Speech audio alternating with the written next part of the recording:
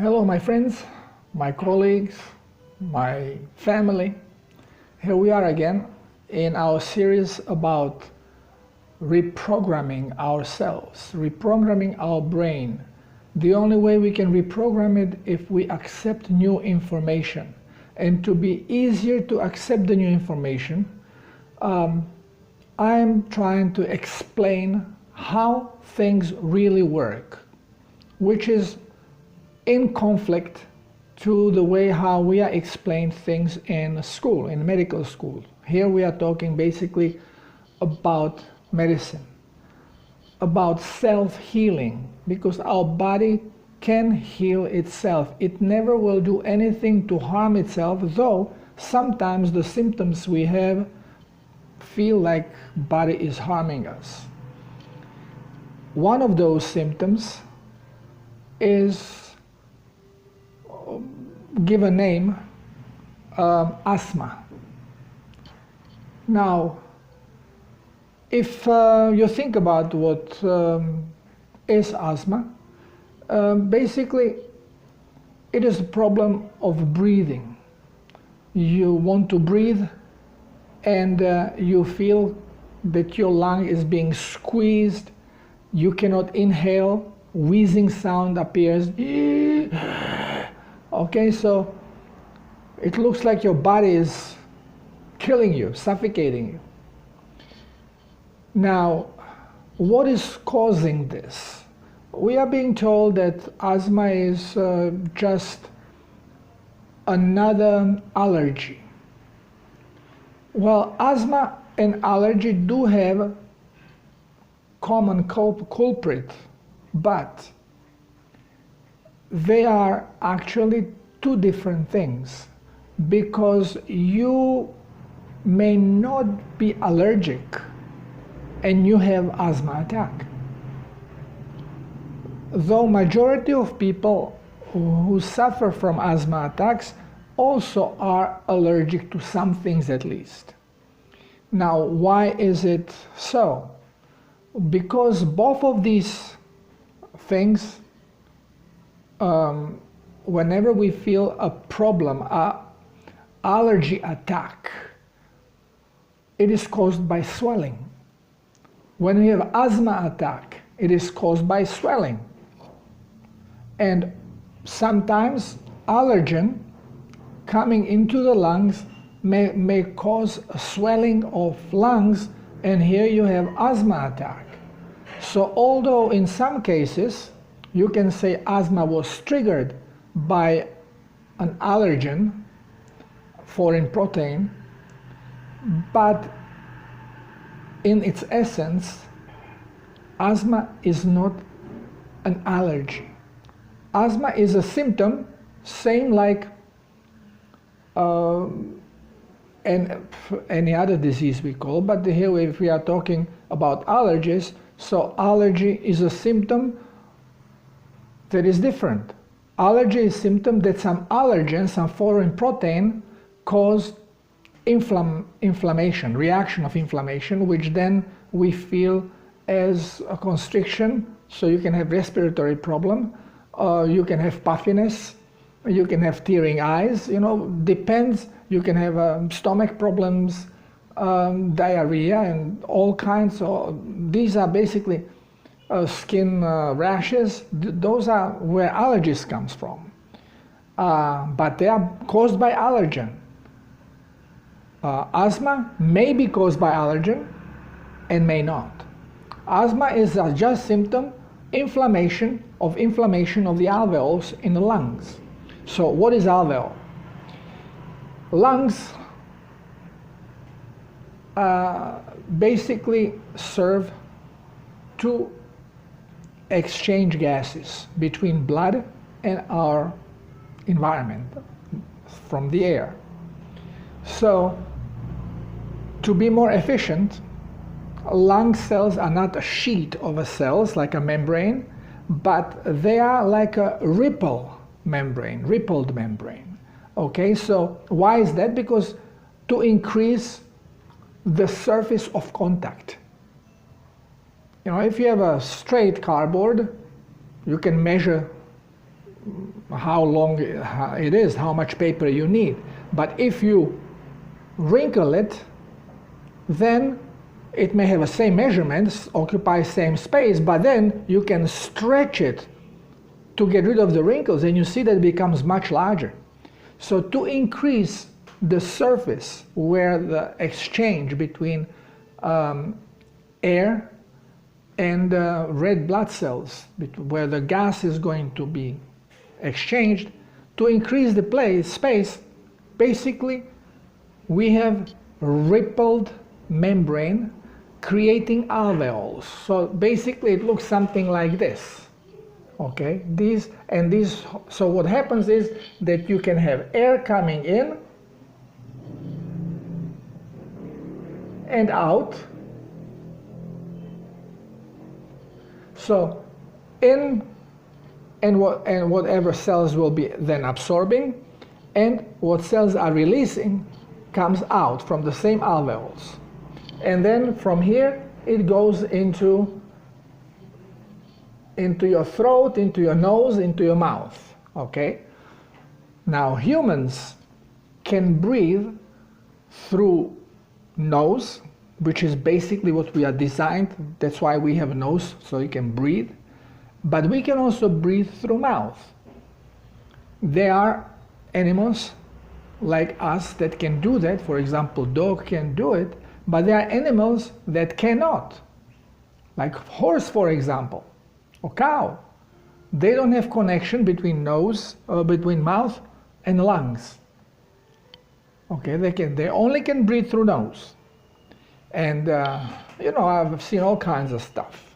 People, when horses have a problem with colics, and then also with respiration, and people sticking the piece of wood in the mouth so you can breathe easier. I mean, this is all kinds of stupidities. But now going back into human medicine, we can breathe through both things. And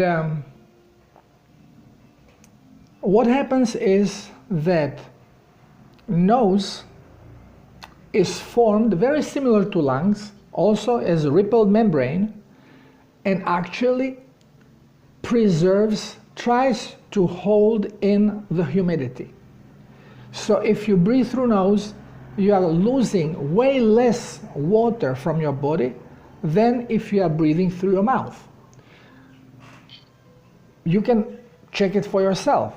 Put a mirror in refrigerator, cool it down, and then cool mirror, put in front of your nose and exhale through the nose, and you will see very, very light marking of a fog going out, because you do lose some humidity. But then exhale next to it, exhale through your mouth, and droplets of water immediately starts forming. This all becomes thick with moisture. You use 4 times or more water from your body if you breathe through your mouth. Now, when does asthmatic attack occur? When we breathe through the mouth. But people are not conscious of it, because people that have frequent asthmatic attacks, they naturally breathe through the mouth. Why? Because they have problem breathing through the nose. Because the tissue in the nose is being swollen, inflamed. But they think, it's stuffed. We always say stuffed nose. That would signify that something is in there. We think mucus, snot, which is not the case. I will explain these things. Now, why do doctors don't know this? They know this part, but why don't they know the separation of asthma as a symptom of basically losing or inflamed alveolus, and that there is no really relation with a pathogen there, with the foreign protein, which basically in allergic reactions there always is. Well, because we are being told in medical school nonsense about inflammation. We always are being told it's again an antigen. So again comes, the body creates antigen to, it's a battle, and this creates inflammation. A lot of blood comes in because of this reason. This is all incorrect. These are fairy tales. Okay, we see these fairy tales in physics, we see them in chemistry, we see them everywhere. Whatever they don't want us to know the truth, they make it up in different way, and then they say, look this way, this is how it is, don't look here, because you may even discover the truth. And since we are not allowed to think, just memorized and regurgitate, well, majority scientists later on, they don't know how to think. They basically just use whatever they have been told, their program that is sitting in the head, and they don't allow anything new to come in. So, going back to asthma, when the cells of lungs are well hydrated, losing more water creates no problem. So we can breathe through the mouth as much as we want. But what happens? Yeah, you get sore throat a little bit, you get dry mouth. Why? Because they get dehydrated as well, not only lungs. And you have to drink more water. So this is why when I'm talking, I have to breathe through the mouth, and I always have with me water. And if I don't drink it, then after 20 minutes or so, all of a sudden I start coughing because I'm dry, and it starts urging me to take water.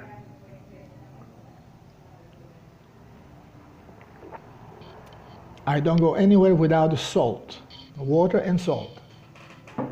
So, what happens?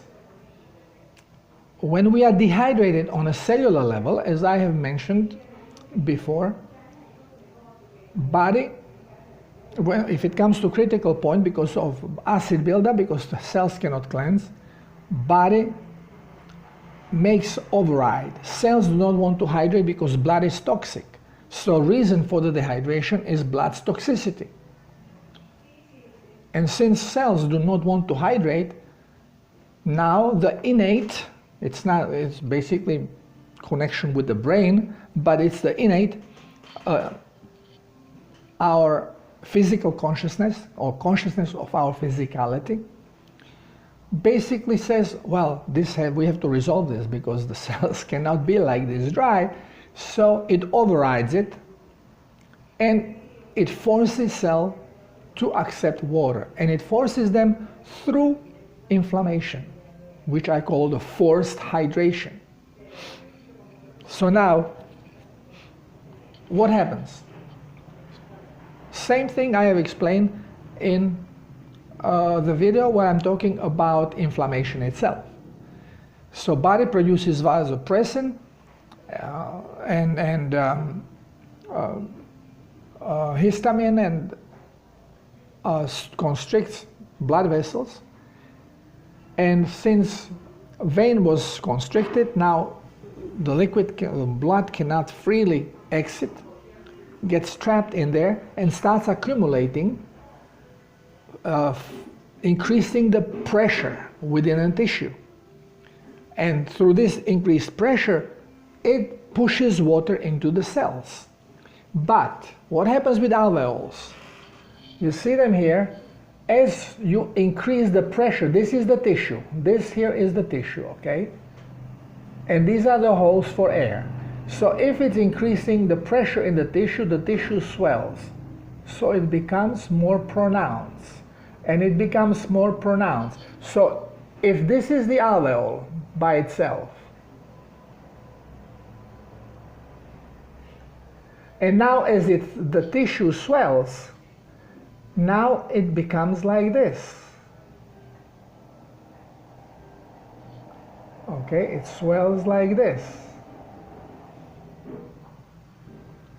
which restricts the air that passes through the alveole. Restriction of the air gives you the wheezing sound, because now this whole tissue here is inflamed. All this is inflamed. So What is doctors know this? They just don't know what is the cause.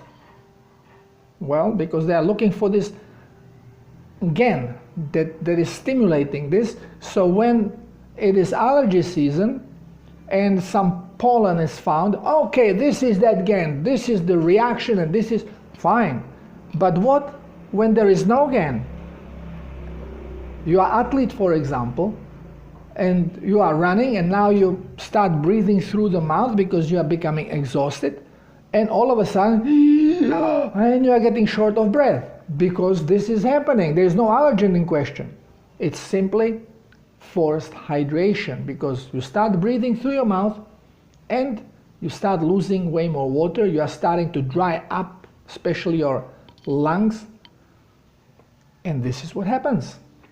So response of our wizards in medicine is, well, just put in antihistaminic, cut the inflammation, put steroid or whatever antihistaminic you can get. So you have now these inhalers, and basically they cut the vasopressin and histamine, and the blood vessels relax, blood goes out, and alveolus repair itself, gets thinner again on the edges, and air starts flowing in. But you are actually preventing the hydration of the cells, which was ordered by your innate, okay? Your consciousness of physicality, which we call our subconsciousness, has ordered this process because that's the natural way to help the body. So when we have this attack of asthma, forget about the inhalers because they are going to worsen your situation. You will need inhaler more and more often, and there comes time where inhaler will not do nothing anymore, so you will have to increase the oxygen amount. And here we are again. We always think that our body is in desperate need of oxygen, and this is why we have these problems. And this is again not so, because body uses less than 30% of the oxygen that is in the blood. So you still have more than 70% of the oxygen there. But you cannot use it because by losing the 30% oxygen, you have diminished the relative oxygen pressure. So it cannot create any more gas exchange. I will make a separate video about oxygen therapy. So here you start understanding how oxygen therapy works and why you cannot achieve certain things just with hyperventilation. But here what is important to know now, how can we stop this asthma attack without inhaler? Have our body deal with it? Well, as soon as your alveolar starts closing, the air going through is being restricted. So yeah, you are wheezing, but the wheezing is just a side effect. But what is actually happening that less air is passing through, which means the gas exchange is not happening. And you are not being able to expel carbon dioxide, as you are not being able to bring in oxygen, because again, it all works on base of relative pressure. So as your body is becoming filled with more and more carbon dioxide, it urges you to breathe. Because the urge from breathing doesn't come because oxygen level has dropped. The urge of breathing is being stimulated by increased level of carbon dioxide. Now, body does not want to die, understands that carbon dioxide is toxic. So, the easy way to give a signal to the body to stop with this nonsense of constricting your alveoli, stop breathing. So you feel the attack coming, you cannot breathe. Okay, stop what you are doing, sit down, relax, stop breathing, allow the carbon dioxide to build up. If you need air because you are being urged, don't exhale, just take small breath, small. Try to do it through the nose. If you can't, it's congested, do it through the mouth, but don't exhale, just little air in and wait. When you cannot hold anymore, you need to breathe again. Inhale, don't exhale. Inhale a little bit. Allow the carbon dioxide to keep building up. If you cannot inhale anymore and you still feel that you are being congested and you are still being inflamed, exhale a little bit, so you can again inhale. And inhale a little bit, and then inhale a little bit, and all of a sudden you will feel like everything is starting popping out. Because usually you have also congestion in your sinuses or your nose, but if not, you may not feel this, but you will just start feeling relaxed and you feel that this tightening of the chest is coming down. Because the buildup of carbon dioxide is not now showing your innate that it is absolutely necessary to get this stuff out. So the innate is going to stop producing vasopressin, and it will relax the blood vessels, and it will deflame the tissue by itself. So when you cannot anymore inhale, so exhale a little bit and try to inhale through the nose if possible. If not, through the mouth. Try to inhale a little bit and see how it feels.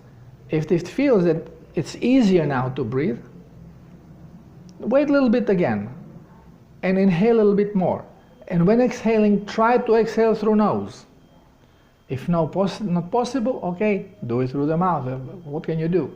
But you will see that as your chest is opening up, your nasal passages gets cleared up too. Because inside, what prevents you from breathing is not buildup of a snot, as we think. It is inflammation that has been building up there, same like it is in your lungs. When you have problem at night sleeping breathing through the nose, and you start breathing through the mouth, become conscious. Close your mouth and breathe through the nose. Sometimes it's cold, and the reaction is again swelling. It's preservation of the warmth, of the temperature, and you cannot breathe through the nose. Force yourself to breathe through the nose, same way as I have shown you now, as I have explained how you can relax your alveoles. You will relax your nasal passages. Same way. Allow buildup of carbon dioxide, and your innate will say, oops, too much carbon dioxide, okay, let's open this thing up. And then you will see, oh, you can breathe. So allow a little bit more buildup, and you will see that everything opens up better than with any inhaler. Okay? And this way, it is very easy to get hooked up on these inhalers. And then you are dependent on them. You cannot, even when it's warm outside, you cannot live without them. Because basically you have trained your body that just ask for it when it needs it. This is all bad medicine, bad practice, because you are not allowing your system to function properly. So here, now you have the explanation how the asthma happens, asthma attack. But also you have explanation how you can solve your congestion problems. Now the thing is, again, now why some people have these asthma attacks and some people don't? You will have asthma attacks only if you are dehydrated on cellular level in area of lungs. So you have to hydrate. And hydration is basically the most important thing in healing. Because every chronic disease, basically every chronic disease, carries this inflammation process. Again, I point very often in my articles, showing articles of being published where inflammation is blamed on chronic diseases, and they say, well, you know, if you start getting inflammation, chronic disease will show up. It's contrary. Inflammation showed up because you are chronically dehydrated. So we have to allow this hydration.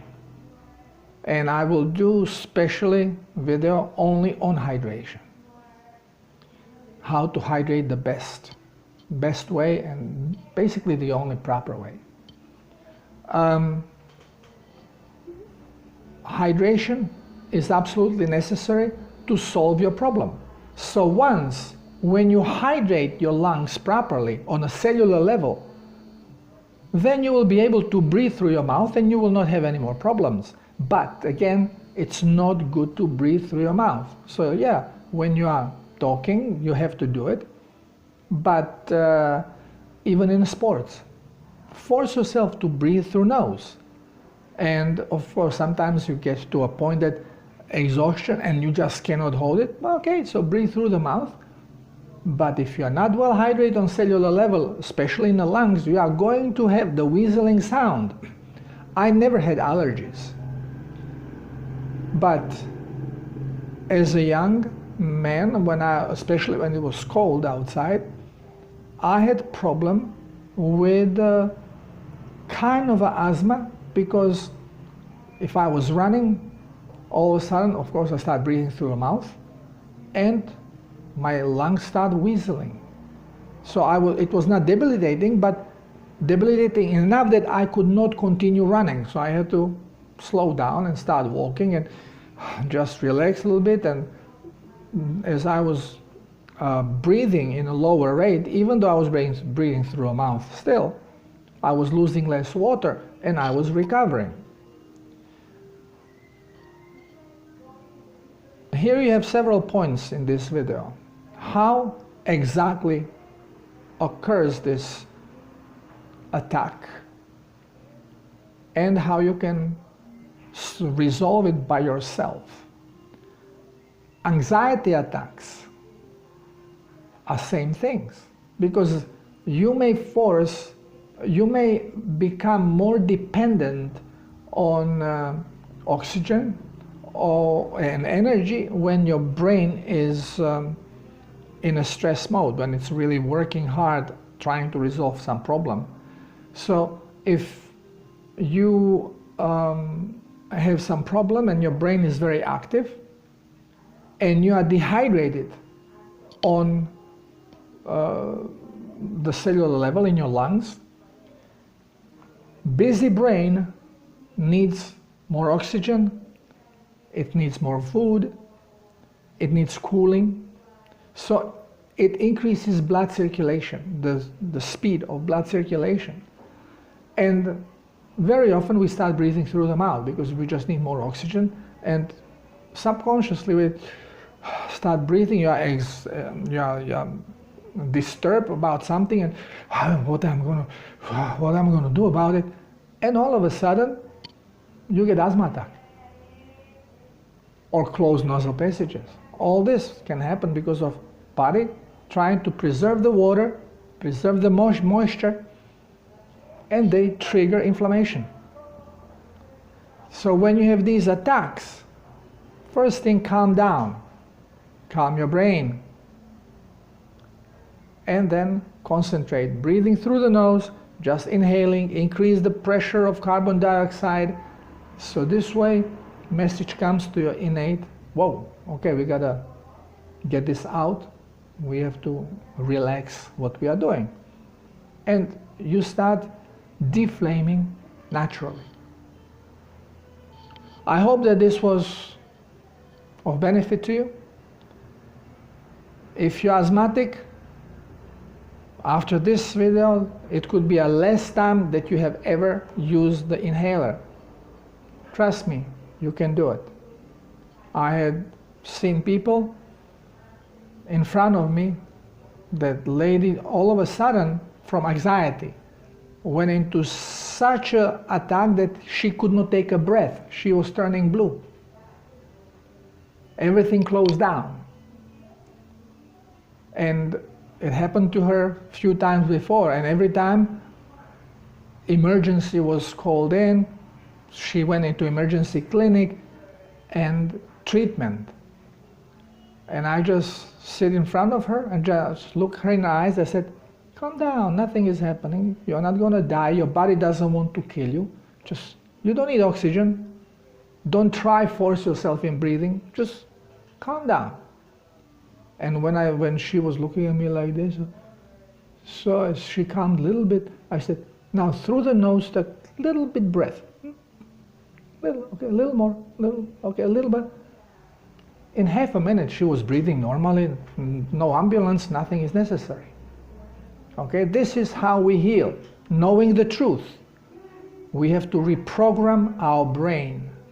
Colleagues, if you are listening to this, let this penetrate. Start realizing that everything we have been told in medical school pointed us to the lie, hiding, camouflaging the truth.